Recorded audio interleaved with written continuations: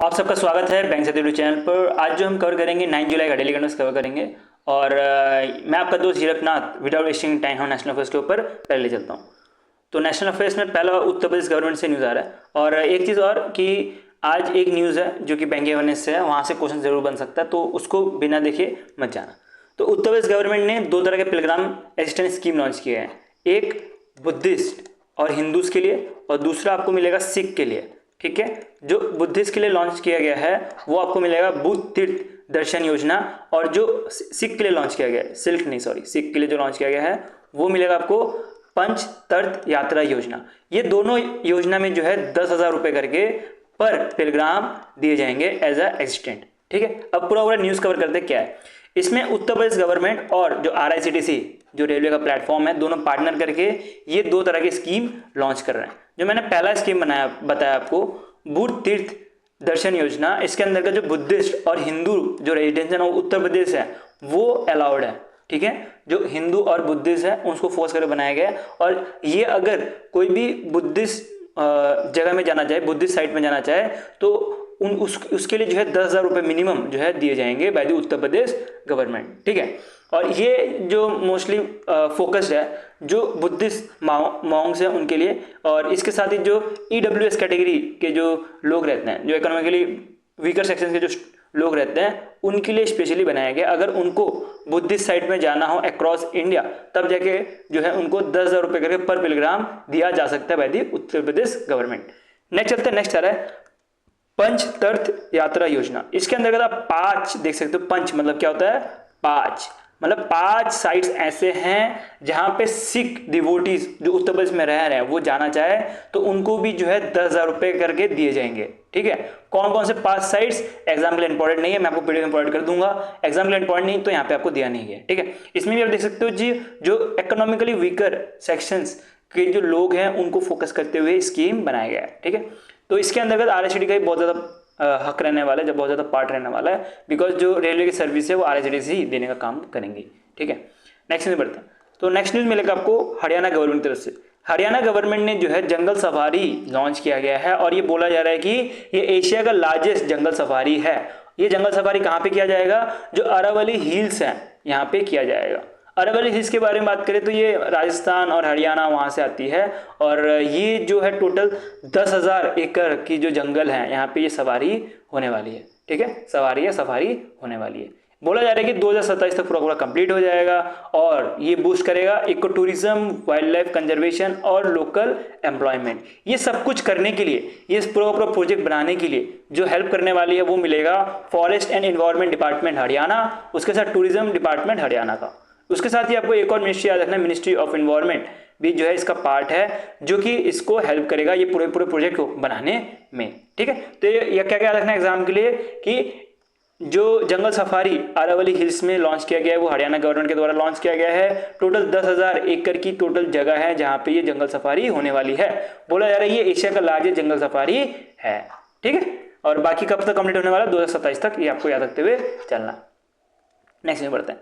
तो next news घाना की तरफ से आ रहा है कि घाना ने जो है लॉन्च किया है क्लाइमेट रेजिलेंट वीट इनिशिएटिव। अब ये क्या चीज़ है? अब देखो यार, क्लाइमेट चेंज की वजह से ना जो वीट है या कोई भी क्रॉप है वो बहुत ज़्यादा डैमेज हो रहा है। तो घाना ने क्या किया कि क्लाइमेट चेंज से कुछ फर्क ना पड़े ऐसा वीट बनाया है with the help of India का हेल्प लेके जो है ये चीज़ की गई है। तो घाना के जो 3 ऑर्गेनाइजेशन हैं उनका नाम आपको याद रखना है। एक तो घाना की गवर्नमेंट खुद, उसके साथ अरिमा फार्म्स घाना की है, उसके साथ जो है CSIR मतलब क्या हुआ, council for science and industrial research जो कि इंडिया का है, उधर एक ऑफिस इनका घाना में बना हुआ है। तो ये पूरा तीनों के तीनों पार्ट लेके जो है ये इनिशिएटिव लिया गया है। इसमें एक चीज़ ध्यान देनी है कि इंडिया की तरफ से जो वीट 999, ठीक है, वीट पल्स 999 जो है वो इधर लगाया जाएगा, और ये वीट पल्स 999 जो है ये बनाया गया है बाय ग्रीन प्राइड के थ्रू बनाया गया। ठीक है, तो आप देख भी सकते हो यहाँ पे कि जो वीट 999 है ये जो है यहाँ पे लगाने वाले जो क्रॉप है ये वीट 999 लगाने वाला है, जिसको डेवलप किया गया है बाय इंडिया ग्रीन प्राइड के द्वारा। क्या हेल्प होने वाली है ये इंडिया ये क्रॉप उगाने के बाद? बोला जा रहा है कि इंडिया का जो डिपेंडेंसी है वीट का इंपोर्ट में वो कम होंगी। और बोला जा रहा है कि 400 मिलियन जो है एनुअली बचने का काम भी एनुअली जो है 400 मिलियन तक जो है खर्चा होता है इंडिया का, वो भी बचाने का काम करेंगे अंदर आफ्टर दिस इनिशिएटिव, क्योंकि खाना जो है इंडिया को कुछ सस्ते दामों में वीट देगी, क्योंकि इंडिया जो हेल्प कर रही है इसलिए। ठीक है, तो अब देख सकते हो ये सारा सारा न्यूज़। और इंपॉर्टेंट क्या है इसमें कि जो वीट प्राइड 999 है ये इंपॉर्टेंट है, और खाना के जो 3 ऑर्गेनाइजेशन पार्ट कर रहे हैं ये इंपॉर्टेंट है एग्जाम के लिए। नेक्स्ट चलता है फर्स्ट इन न्यूज़ के ऊपर बढ़ते हैं। तो इंडिया का पहला नेशनल बायो बैंक लॉन्च किया है। अब बायो बैंक में आप देख सकते हो 2 वर्ड है, एक है बायो प्लस बैंक। आप इमेज के थ्रू भी देख सकते हो, एक तरह बायो बैंक का प्रॉपर ऑफिस बनने वाला है, जिसके अंतर्गत बायोलॉजिकल सामान, बायोलॉजिकल जो हमारे कंपोनेंट रहते हैं वो रहेंगे, और एक तरह से पूरा का पूरा बैंक रहने वाला है, मतलब पूरा का पूरा एक स्टोरेज रहने वाला है, स्टोरेज वाली जगह रहने वाली है। इसके बारे में जो जितेंद्र सिंह हैं, जो अभी के टाइम पे ministry of science and tech है, इनके द्वारा बताया गया था। और ये जो आपको दिख रहा होगा, ये जो ऑफिस बनने वाला है, ये AI बेस्ड इमेज है, अभी ऑफिस बना नहीं है, बट ये जो ऑफिस बनने वाला है ये बनेगा CSIR अभी हमने ऊपर ही पढ़ा, CSIR का जो एक सर समझ सकते हो कि सब इंस्टीट्यूट है, इसका नाम है institute of genomes and integrated biology, जो कि न्यू दिल्ली बेस्ड है। यहाँ पे जो है ये बनने वाला है, ये रिसर्च सेंटर बनने वाला है। इंडिया का पहला नेशनल बायो बैंक जो है बनने वाला है। काम क्या करने वाला है, जो ये हेल्थ डेटाबेस जो है पूरा का पूरा रखने वाला है, जिसकी वजह से जो प्रिसाइज मेडिसिन और रिसर्च हो पाए। ठीक है, तो हेल्थ का जो भी डेटाबेस है वो इसके अंतर्गत रहने वाला है। ये जो है इंस्पायर्ड है जो यूके का बायो बैंक है उससे, और ये अपना इंडिया का जो पॉपुलेशन है उसको देखते हुए ये बनाया जा रहा है। ठीक है, तो इसको एक long term health data project की तरह माना जा रहा है इसके अंतर्गत। ठीक है, तो जितना भी डेटा है, बायोलॉजिकल डेटा है या बायोलॉजिकल हेल्थ डेटाबेस है, वो जो है बनाया जा रहा है कहाँ, न्यू दिल्ली में। ठीक है, न्यू दिल्ली में कहाँ, CSIR institute of genomes and integrated biological centre में ये चीज़ बनाई जा रही है। ठीक है, और बोला जा रहा है कुछ 10,000 इंडिविजुअल से जो है ये पूरा पूरा डेटा कलेक्ट किया जाएगा। ठीक है, ये भी एक छोटा सा न्यूज़ ही था। नेक्स्ट चलता है इन्वेस्टमेंट की तरफ। तो जो इंटरनेशनल फाइनेंस कॉर्पोरेशन है, जो कि एक तरह का प्राइवेट सेक्टर आर्म है वर्ल्ड बैंक का, वर्ल्ड बैंक ग्रुप के बारे में बात करें तो इसमें टोटल 5 जो है इसके और पार्टनर्स है, या तो 5 जो है इसकी और सेक्टर्स हैं। ठीक है, या सब सेक्टर्स हैं, ऐसा मान सकते हो। तो इसमें से एक आपको इंटरनेशनल फाइनेंशियल कॉर्पोरेशन मिलेगा, और इन्होंने लोन एक साइड से इन्वेस्ट किया, सॉरी लोन नहीं, इन्वेस्ट किया है इंडी ट्रस्ट को इन्वेस्ट किया गया है टोटल 460 करोड़ रुपए। कारण बोला जा रहा है कि एक 180, ठीक है, 180 मेगावाट का बैटरी एनर्जी स्टोरेज सिस्टम जो है बनाने के लिए, सेटअप करने के लिए ये चीज़ की गई है। अब ये बैटरी एनर्जी स्टोरेज सिस्टम होता क्या है उसको समझते हैं। आपने देखा होगा कि आजकल बहुत सारे घरों में जो है ना सोलर प्लांट बनाया जा रहा है। ठीक है, सोलर पैनल लगाया जा रहा है। अब गुजरात में तो बहुत ज़्यादा हो चुकी है, अभी दिल्ली में भी लगाया जा रहा है। तो क्या किया जा रहा है कि गुजरात में जो लगाया जा रहा है उसके बारे में बात करें तो गुजरात में देखा जाए तो जो सोलर पैनल लगता है उसमें से जितना बिजली घर में यूज़ करना होता है वो तो यूज़ कर लेते हैं, बाकी जो बिजली रहता है वो ग्रिड में वापस चले जाता है। अब ग्रिड में जाएगा तो उसको स्टोर करने के लिए कुछ जगह भी तो चाहिए होगी, तो वो जगह होती है BESS, मतलब क्या हुआ, battery energy storage system. Total ये 180 मेगावाट स्टोरेज सिस्टम बनने वाला है। जो भी इलेक्ट्रिसिटी घर से बच के ग्रिड में आएगी वो यहाँ पे स्टोर होने वाली है। ठीक है, तो ये कहाँ पे बनाया जाएगा, इसका एग्जैक्ट लोकेशन आपको गुजरात में जो Gujarat energy transmission corporation sub centre है वहाँ पे मिलने वाली है। बोला जा रहा है इसको कंप्लीट होते होते फरवरी 2026 तक लग जाएंगे। टोटल जो 460 करोड़ है, ठीक है, इसका मतलब 55 मिलियन के आसपास। इसमें जो IFC है वो 38.5 मिलियन देने वाली है। बाकी क्लीन टेक्नोलॉजी फंड के अंतर्गत जो गवर्नमेंट की फंड है इसके अंतर्गत 16.5 मिलियन दिए जाएंगे। ठीक है, और ये एक तरह से नॉन कन्वर्टेबल डिबेंचर्स होने वाले हैं। ठीक है, तो मैंने डिबेंचर्स के बारे में आपको ऑलरेडी बताया कि जो लोन लिया जाएगा इसके बदले में जो है शेयर्स में कन्वर्ट नहीं किया जा सकता। नेक्स्ट, सेम ऑर्गेनाइजेशन और डिफरेंट तरह का इन्वेस्टमेंट। तो ये इंटरनेशनल फाइनेंशियल कॉर्पोरेशन जो कि वर्ल्ड बैंक का पार्ट है, इन्होंने जो मोतीलाल ओसवाल अल्टरनेटिव मुंबई में है इसको भी जो है फंड किया है। टोटल थोड़ा ज़्यादा नीचे हो गया, टोटल 60 मिलियन जो है इसके लिए खर्चा करने वाली है। टोटल 60 मिलियन जो इन्वेस्ट किया गया है मोतीलाल ओसवाल इन अल्टरनेटिव मुंबई में। ठीक है, तो इस फंड का नाम भी याद रखना है, India business expenditure fund V, मतलब 5 जो है इसका टोटल नाम है। ओसवाल का प्लान है टोटल 750 मिलियन जो है इकट्ठा करने का, और इकट्ठा करने के लिए जो है टोटल 60 मिलियन जो है IFC ने दिया है। ठीक है, प्लान क्या है कि 12 से लेकर 16 जो high growth mid market firms हैं जो कि टायर 2 और टायर 3 सिटीज़ के रहते हैं, उनको जो है फोकस करते हुए ये फंड निकाला गया है। ठीक है, तो ये फंड के बारे में बात करें तो ये फंड के बारे में डिटेल में हमने ऑलरेडी पिछले वाले कहीं पे कवर किया हुआ है, तो हम इधर यहाँ पे कवर नहीं करते। ठीक है, तो ज़्यादा डीप में जाके इससे कोई मतलब नहीं बनता। बेटर ये है कि कितना इन्वेस्टमेंट किया, कितना अमाउंट है वो याद रखना है, और क्या क्या काम होने वाला है, क्या क्या टारगेटेड कंपनीज रहने वाली है इसके अंतर्गत, यहाँ पे आपको ज़्यादा से ज़्यादा ध्यान देना है। ठीक है, नेक्स्ट न्यूज़ बढ़ते हैं। तो नेक्स्ट न्यूज़ आ रहा है बैंकिंग अवेयरनेस। हाँ, मैं आपको बताया था बैंकिंग अवेयरनेस में इंपॉर्टेंट न्यूज़ है, तो ये न्यूज़ बहुत इंपॉर्टेंट है, और ये जनवरी में आया था और अब जो है जुलाई में वापस से रिपीट हो रहा है। कारण कि जो फ्लोटिंग रेट सेविंग बॉन्ड है इसका इंटरेस्ट रेट हर 6 महीने में चेंज होता है। तो इस बार जो है जो जनवरी में जो रखा गया था 8.05% वही जो है इस बार भी रखा गया है, और RBI ने इंटरेस्ट रेट इसका अनचेंज रखा गया है। ठीक है, तो पूरा न्यूज़ कवर करते हैं। क्या न्यूज़ है कि RBI ने अनाउंस किया interest rate on floating rate saving bond 2020 का, वो अभी अनचेंज रखा गया है 8.05% में, जो कि सेम रहने वाला है जो पिछले बार था, और ये पेएबल होगा 1 जनवरी 2026 में, और टोटल जो है 1 जुलाई से लेकर 31 दिसंबर 2025 तक ये टोटल चलने वाला ये प्लान। ठीक है, तो ये 8.05% जो है इसको कैसे कैलकुलेट किया जाता है उसको देखते हैं। इसके अंतर्गत ये जो है नेशनल सेविंग सर्टिफिकेट से जो है 7.7% लिया जाता है, मतलब जो भी नेशनल सेविंग सर्टिफिकेट का जो परसेंटेज चल रहा होगा जो कि क्वार्टरली बेस पे आता है, तो वो लिया जाएगा। जैसे कि अभी 7.70% है, उसके साथ आप देख सकते हो एक बफर या तो कुछ एडिशनल 0.35% लिया जाता है। ठीक है, ये फॉर्मूला रहता है, तो इसको अगर ऐड करोगे तो 8.05% मिलने वाला है। तो यही जो है डिसाइड करता है, इसी हिसाब से जो डिसाइड होता है कितना जो है फ्लोटिंग रेट सेविंग बॉन्ड का इंटरेस्ट रेट होना चाहिए। ये हर 6 महीने में रिवाइज होता है। इससे पहले जनवरी 2025 में रिवाइज हो गया था, और अब जो है जुलाई 2025 में रिवाइज हो रहा है, बट अभी के टाइम पे ये अनचेंज रखा गया है। अब 2 तरह के रेट्स होते हैं, जैसे कि वो पता होगा, फ्लोटिंग और एक फिक्स, दोनों में क्या डिफरेंस होता है उसको देखते हैं। फ्लोटिंग में जो है आपका इंटरेस्ट रेट जो है वो फ्लोटिंग इंटरेस्ट रेट जो है वो डिपेंड करता है, फ्लोटिंग बॉन्ड के बारे में बात करें, फ्लोटिंग इंटरेस्ट रेट के बारे में समझ लेते हैं। जो फ्लोटिंग इंटरेस्ट रेट होता है इसके अंतर्गत आपका जो इंटरेस्ट और जो प्रिंसिपल है, अगर आपने पैसा पे करते जा रहे हो तो उस केस में वो जो है आपने जो पैसा पे कर दिया, इंटरेस्ट और प्रिंसिपल और इंटरेस्ट का जो पैसा पे कर, अब एक छोटा सा एग्जांपल लेते हो तो समझ पाओगे। ठीक है, 1000 रुपये लेते हैं। ठीक है, 1000 रुपये आपका टोटल प्रिंसिपल प्लस इंटरेस्ट है। अगर आपने 900 रुपये दे दिया EMI के तौर पे, तो उसके बाद जो इंटरेस्ट रेट लगेगा आपके ऊपर 900 रुपये के ऊपर ही लगेगा। ठीक है, तो ये होता है फ्लोटिंग रेट, और ये जो है फ्लोटिंग रेट मार्केट के हिसाब से वेरी करता रहता है, कभी इंटरेस्ट रेट बढ़ भी सकता है, कभी कम भी हो सकता है।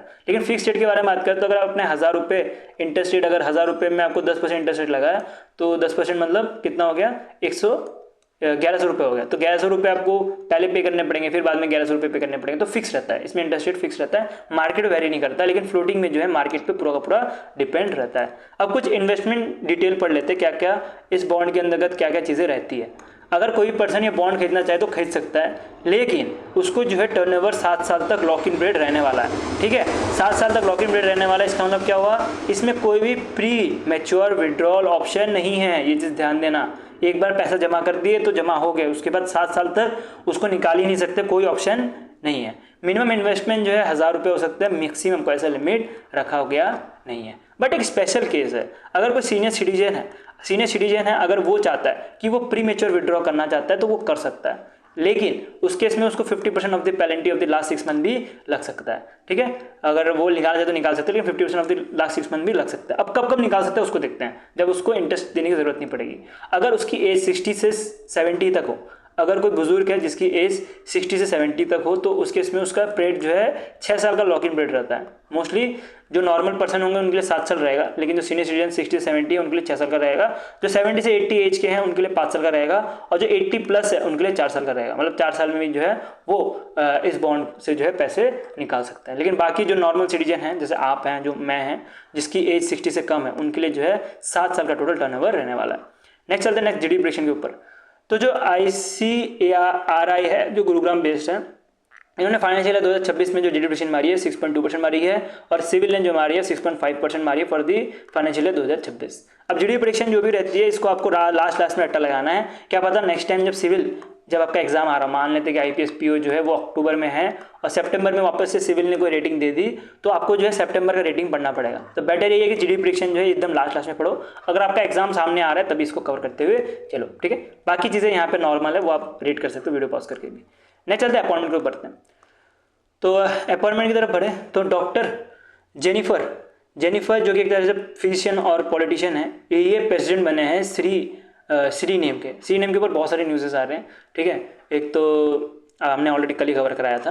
तो श्री नेम के बारे में बात करें तो एक तरह की ये साउथ अमेरिका की कंट्री है। तो यहाँ पे आप देख सकते हो कि ये पहली फीमेल प्रेसिडेंट बनी है जिसके से एग्जाम के लिए इंपॉर्टेंट बन जाता है, ठीक है। इनका नाम डेफिनेटली याद कर लेना, और किसको रिप्लेस किया जा रहा है वो भी थोड़ा देख लेना, पूछने के चांस कम है, बट इनका नाम डेफिनेटली याद कर लेना। नेक्स्ट चलते हैं, नेक्स्ट आ रहा है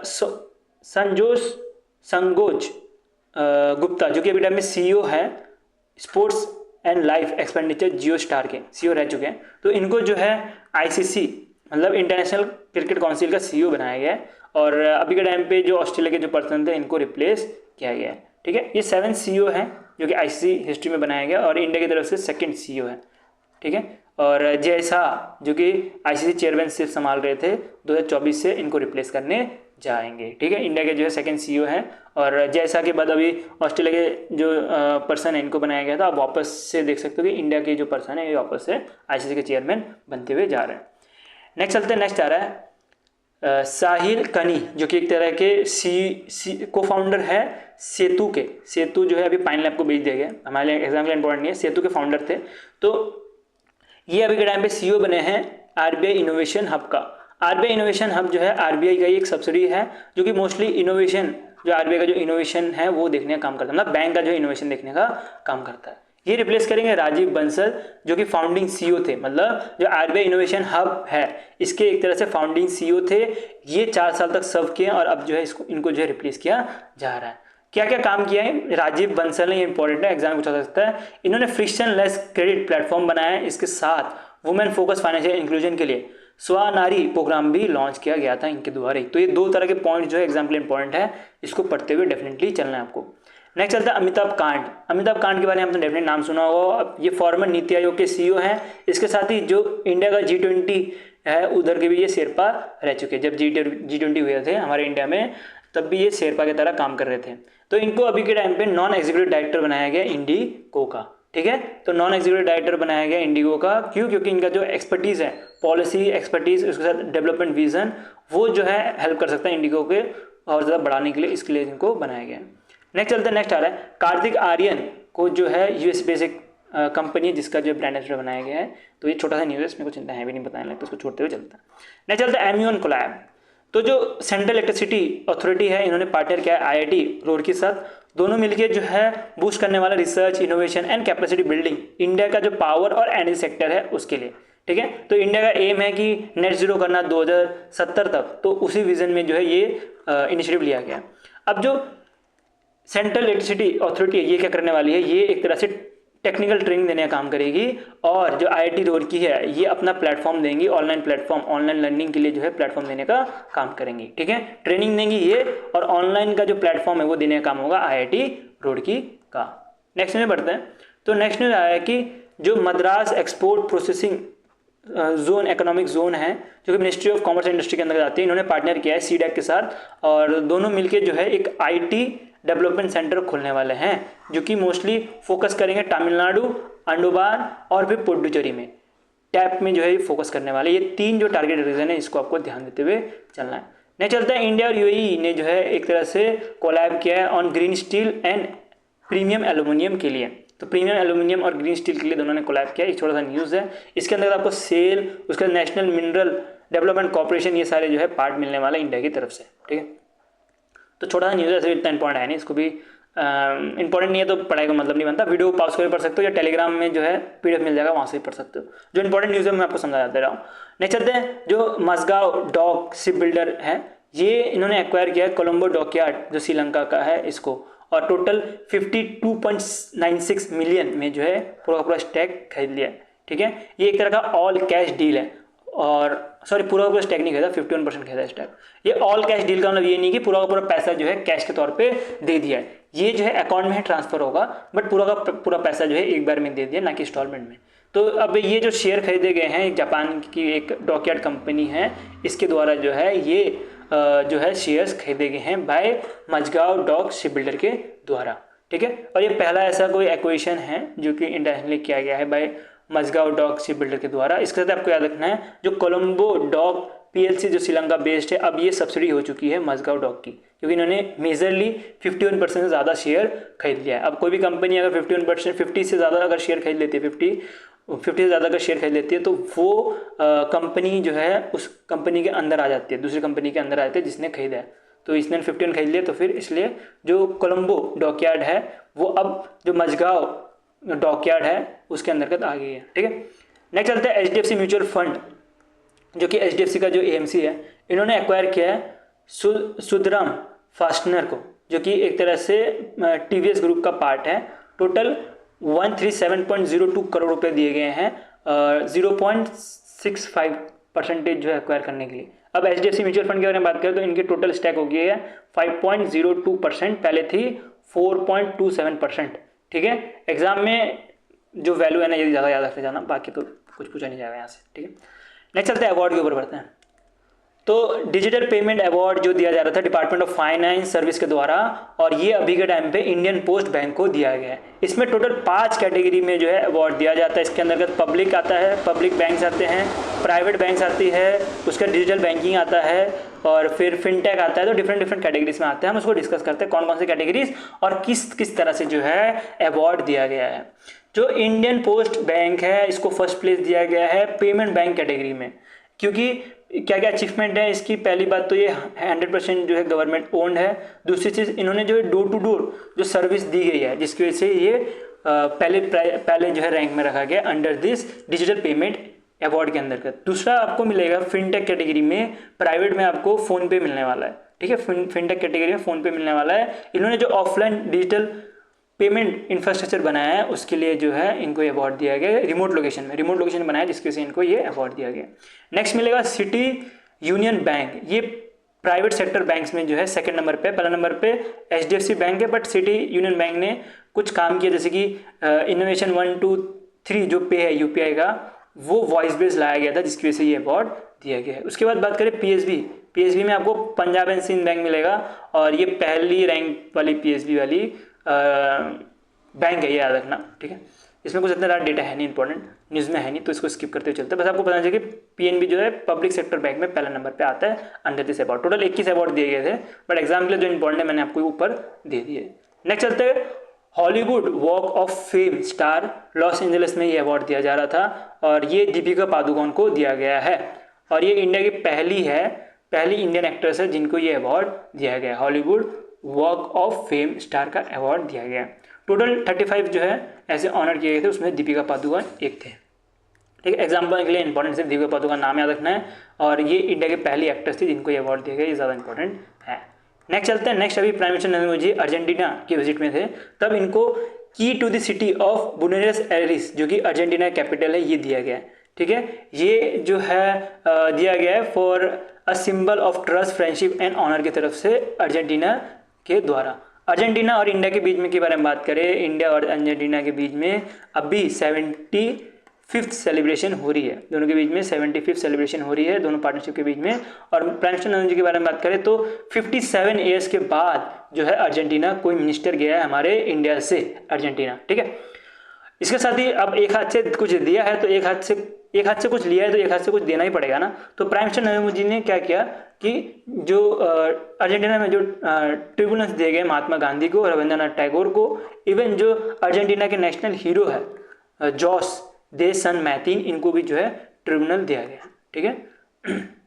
मतलब शहादत दी गई है, ठीक है। तो ये 3 आपको नाम याद रखना है, इनको भी जो है ट्रिब्यूटस जो है दिया गया है by the PM Modi ji जब अर्जेंटीना की विजिट में थे तब। तो ये हमारा प्रोग्राम डेली करंट अफेयर्स खत्म हो गया। पीडीएफ चाहिए तो आपको लिंक इन द डिस्क्रिप्शन में मिल जाएगा t.me बैंकिंग साथी में, ठीक है। तो यहाँ से आप पीडीएफ डाउनलोड कर सकते हो। इवन हम माइंड मैपिंग में प्रोग्राम कंटेंट पढ़ाते हैं, तो आपको कंटेंट भी जो है टेलीग्राम ग्रुप में भी मिल जाएगा। सो वीडियो अच्छा लगा तो लाइक कर देना, ऐसी कंटेंट देखते रहे इंग्लिश अकेडमी चैनल, और वीडियो को अपने दोस्तों के साथ शेयर कर दो, इसको करंट अफेयर्स पढ़ने में मुश्किल आती है। वीडियो अभी के लिए इधर रखते हैं, बाकी हम कल मिलते हैं, बाय।